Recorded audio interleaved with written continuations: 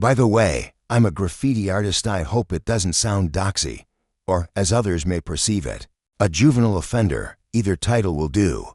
The point is that I am competent with a can of spray paint, and I enjoy spray painting. Horrifying. People make up the tagging community. Artists don't appreciate one another, and people aren't nice. This is why I've started doing things in a much more understated way. When I want my work to go unnoticed by the public or other artists, I prefer to tag less crowded areas. Due to the infinite number of train cars and the frequent decommissioning and subsequent abandonment of new trains, old train lines are often a safe option. Despite his lack of interest, my friend Lucas enjoys joining me when I tag up. Thank you for coming. It saddens me that some people can't appreciate the value of a trustworthy buddy. His level of consideration for my interests and time is far higher than that of most of my friends. Lucas and I were smoking on an unidentified set of abandoned rails that I had discovered earlier in the day on Google Maps. I'm not much of a stoner, but I often give in to his high when we hang together. A bit after 10 o'clock at night wasn't too late. As we strolled alongside the weathered freight train, we completed a jet and conversed. Surprisingly, the entire train was tag-free. I was thrilled to receive first dibs on such a nice surface and assumed it must have been moved here recently. I gave Lucas a can to play with and went on with my own plans. I completed my first tag after approximately 5 minutes. After staring at it for a while, I went on to the next vehicle. After that comes the following. I was pleased with how the 3 respectable tags turned out when I finally got around 15 minutes, and to paint cans to set them up next to each other. I apologize in advance if this is offensive, but when a can runs dry, I usually just throw it away, with delight at the delightful clattering sound a ball bearing produces. As it bounces around an empty can, I toss them back the way we had come. After that, I caught up to Lucas, who obviously ignored the agony I caused him and rolled and lighted another joint. Just so you know, I used to experience these terrible anxiety highs way more often, maybe 90% of the time, which is why I'm not a big stoner anymore. It was a nearly disastrous choice to light up to J's with Lucas. Looking back, we were already doing something unlawful, which was a major source of anxiety. Still, I was so sure I'd be all right that I smoked the second joint. We heard it. The second the last sparks escaped the J from behind us, a muted clang echoed into the darkness. We both came to a complete standstill and peered into the night sky. The excitement started pumping through me, and I could feel perspiration building up around my neck. I couldn't tell if the noise had originated outside or within the train. Which choice was worst was difficult to determine.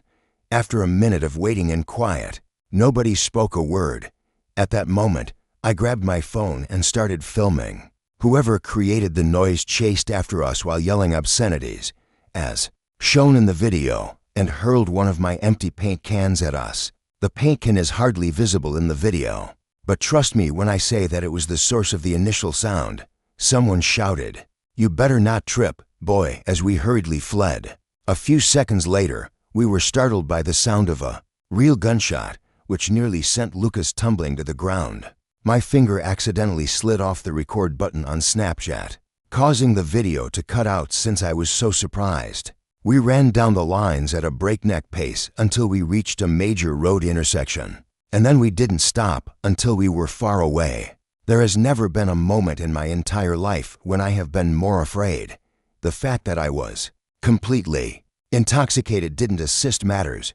I could feel the trembling in my hands, and Lucas's as well. In complete solitude, we returned to the vehicle and made our way home. Should I have called the cops or what? The law was clearly against me. It was out of the question. However, it is not the end of the narrative. After a few weeks, I returned to same tracks, this time armed with my reliable Glock 17. The train was still there, which caught me off guard. Regardless, a noticeable change was present this time around. Ugly red paint splotches now occupied the 3 locations where my tags once stood. My labor had been purposefully concealed. I continued my investigation in silence until I found a rail car with its door ajar. It was strange as I peered inside. The train car was deserted save for a lone chair in the middle and a few strewn pieces of what appeared to be ropes or shackles A few of the ropes lay on the floor, while others were coiled around the chair's legs. The most peculiar aspect, however, was the odor.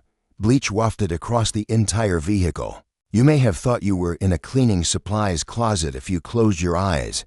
The aroma, though, is unbearable. There was an overwhelming stench that made the entire train car smell like bleach. Afterwards, I set out to capture the scene on film. When I believed I perceived a metallic clang emanating from a distant location on the train. It was within my imagination, but I preferred not to take any chances. After that, I left just as fast as I had arrived. No matter how many times I've repeated this tale, no one has ever been able to make sense of that psycho's behavior. Even if I don't think a homeless person could get a gun, I still don't see why anyone else would react so violently, and it's still puzzling that they chose to hide my tags. Found the central chair on the train car to be the most unsettling part of the entire ordeal. For some reason, I just can't get the nerve to return to those tracks for the sole purpose of photographing what I witnessed. When I'm alone with my thoughts in the middle of the night, I can still hear the sound of that gunshot. I'm not sure if whoever was there that night intended to murder us, or was simply attempting to scare us. This is being written in the early days of July. It was just before summer when this story unfolded. It wasn't possible for me to spend the summer at my college town or anywhere in Europe. My normal methods of evading homecoming. Reluctantly, I made my way back home at the start of summer, assuming I could only get through this week. I would be boarding an aircraft to Germany. I wasn't in the mood to hang around at home, but I also wasn't interested in seeing any of my old pals. My days became consumed by hikes, movie marathons, or even just driving about aimlessly after I started getting up early. My final day at home was upon me. I needed a change of pace and wanted to pursue something more interesting than what I had been doing. I used to participate in train hopping with my pals, but I've since left off that and a lot of other wild activities. I figured, what the fuck, and headed to a secret network of tracks I was familiar with. I anticipated a plethora of choices because freight trains frequently travel through this area. One reason I had settled on these particular paths was because they were encircled by a variety of plants and trees. I had been sober for a long time, and the last thing I wanted was to be arrested for an illegal activity. I pulled off on the side of the road and walked to the train tracks. Allow me to clarify the layout for your convenience. Before entering a tunnel, this particular set of rails continued through the forest. Upon emerging from the tunnel, there was a small opening, followed by a gigantic bridge over the waterway. When I was with my friends, we'd take the train across the bridge, but now that I'm on my own, I'd have to walk 10 miles to go back to my car. I figured it would be best to take the train into the tunnel, get off, and stroll peacefully back to my car. I patiently waited for a train to go by as I strolled down the rails, probably at 2 or 3 o'clock in the afternoon. At last, after a good 10 minutes of walking, I began to sense the well-known vibration in the rails. I sprinted to the side, doing my best to disappear from view. I didn't want to take any chances, but usually freight train conductors didn't care enough to report persons walking along the lines. I hid in my hiding place until the train had gone by a large number of cars. As I had done 100 times before, I chose an accessible car and started jogging alongside the train. As soon as I felt ready, I snatched the ladder and hurled myself up. It wasn't too difficult. The train was moving at a leisurely pace. I noticed an unusual burst of light up ahead of me as my section of the train was ready to go into the tunnel. Honestly, I had never witnessed anything like it before. At first, I thought it was a train spark or something. It was already too late to get off the train, but I prayed there wasn't a live wire or anything else hazardous in the tunnel. I closed my eyes as the adrenaline rush began to set in, and the train began to pick up speed due to the perfectly straight tunnel. Exactly at that moment, out of the blackness, I perceived a hand grabbing my leg. I was on the verge of falling because I couldn't keep my grip on the train. The train zoomed by me before I could stomp my feet or yell, but it was too late. My brain was still processing what had just happened when I felt a second hand slap my leg. Scrambling up the ladder, I yelled once again, hoping to be out of reach. My pulse was pounding. Oh my God, what the fuck happened? Without contemplation, I alighted from the train as it emerged from the tunnel. I stood there and watched the train chug over the bridge till it passed. I stood in the small area, pacing back and forth as I tried to make sense of what had transpired. For example, could anyone explain the presence of humans in the tunnel and their purpose there? How could they possibly attempt to bring me down? While all of this was going on, a sudden epiphany hit me square in the face. I had to take the tunnel to get back to my car. I was never, ever going to walk back through that tunnel with those individuals in it. I mean, even though I'd be strolling through the dark, they'd still be able to see me. For what seemed like an eternity, I sat on the floor. Nothing else could have been done. It would be too dangerous for me to cross the bridge on foot. The length of the bridge made it seem like a train may pass at any moment. There was a moment when I thought about contacting help, but I wasn't confident they could help. That wasn't going to work either. Just being here was a crime. I was stuck with it. Using a boulder as a stepping stone, I began to navigate the tunnel. I knew there were at least 2 individuals in there, but I could have been wrong. It was completely foreign to me. About halfway there, I began to sense a second pair of hands. But then I heard a noise. Out in the tunnel, someplace there, was a slight clicking. It might have been produced by a machine. Yet it sounded like someone clicking their tongue. Truthfully, it was difficult to discern. My mind became blank as I stood there. It was a death sentence to keep walking through this tunnel.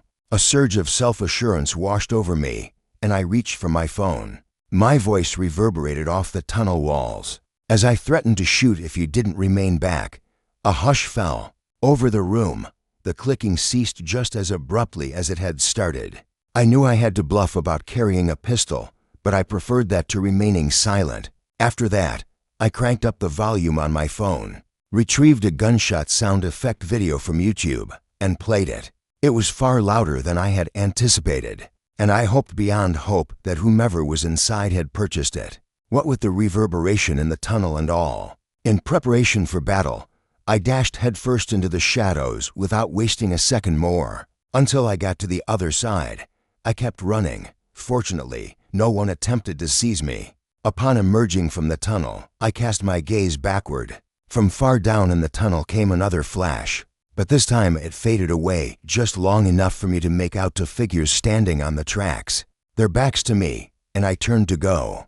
But then, out of the tunnel came the most horrible screech I've ever heard, and I ran away. That was absolutely savage, undoubtedly a human being, although wildly abnormal.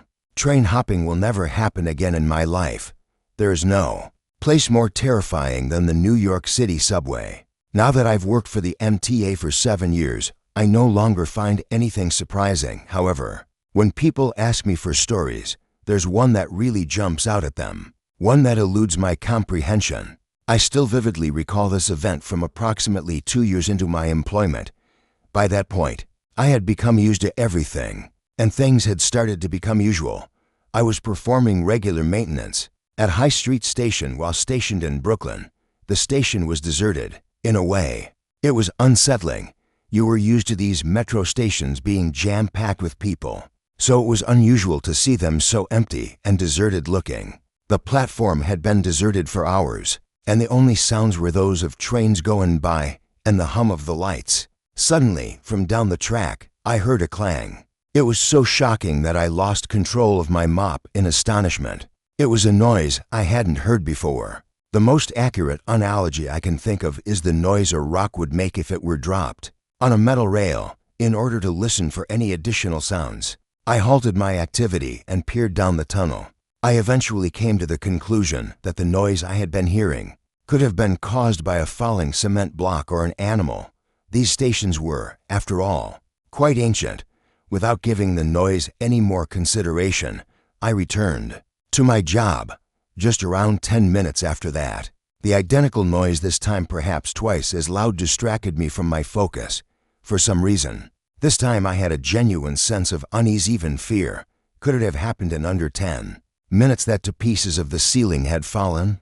Placing my provisions on the ground, I made my way silently to the entrance of the tunnel. Looking into the blackness, I failed to discern anything. I thought about calling out into the tunnel for a while, but in the end I decided against it. I continued to believe it was little, but once my initial apprehension subsided, I was more perplexed than anything else. Twice I tried to come up with ideas for what could generate that kind of noise. Given that the second noise was more audible, it was particularly strange. I returned to my job, reestablishing a decent rhythm, and attempted to divert my attention away from the noises. My time here was coming to a close, and I was looking forward to finally getting off this strange place. Something horrifying went out in the background as I was finishing up. In what sounded like anguish, a child's voice cried out for rescue from within the tunnel. At that very moment, I halted my actions and hurried to the edge of the platform. I paused for a moment before determining that my moral compass would not let me to disregard a youngster in pain. As I waited for my eyes to acclimate to the darkness, I descended the steps that led onto the tracks. I asked the child if he was all right and yelled into the tube. Received no reaction. As my nerves began to fray over this meeting, I thought, that's weird. The child's cries for assistance resounded at that very moment. After he confirmed that he could hear me, I raised my voice again and demanded to know where he was. After an awkward pause, he finally spoke up. Right in front of you. Continue on your way. It was impossible for me to abandon a defenseless child on those tracks, no matter how much I hated to do it. That was risky. Something clicked for me as I started to advance. I called out into the night again, this time to the child, asking what was wrong. Yet another awkward pause. Just keep strolling till the child says anything. It was unpleasant for me. Everything about it seemed odd. At last, my eyes adapted to the dim light, and I could just make out my surroundings. Just up the tracks, I could see what appeared to be a child's shadow. But there was something else that nearly caused me to scream in terror. Yet another silhouette. This one considerably taller, clearly an adult. I froze in my tracks when my pulse rate dropped. Nothing like this was occurring to me. I turned around and walked back to the platform as gently as could. On the way back, thankfully, no one pursued me. Hold on. Where are you going? The little boy yelled. When I got to the platform, though, I wasn't going to waste any more time there. As soon as my cell signal returned, I climbed the stairs and dialed 911. Minutes after I informed them everything, the police were encircling the platform. I patiently awaited their return. Something unsettling was located after they had searched for around 20 minutes. The authorities speculated that the presence of a single shoe belonging to a child in the tunnel may have indicated a fight. We were informed that we would be contacted if any new information became available on the whereabouts of the missing children. After additional hours of investigating and perusing all relevant data bases, whoever had been underneath, however, was believed to have taken refuge in one of the tunnels. This whole thing has left me bewildered. As far as I can tell, the only plausible explanation is that a disturbed individual abducted a little boy and coerced him into screaming for aid, hoping to catch an unsuspecting stranger. Perhaps they are bringing up their own child to be a lunatic as well. If I'm correct, I can only begin to fathom the torment the child must be enduring. I simply cannot come up with any other plausible explanation.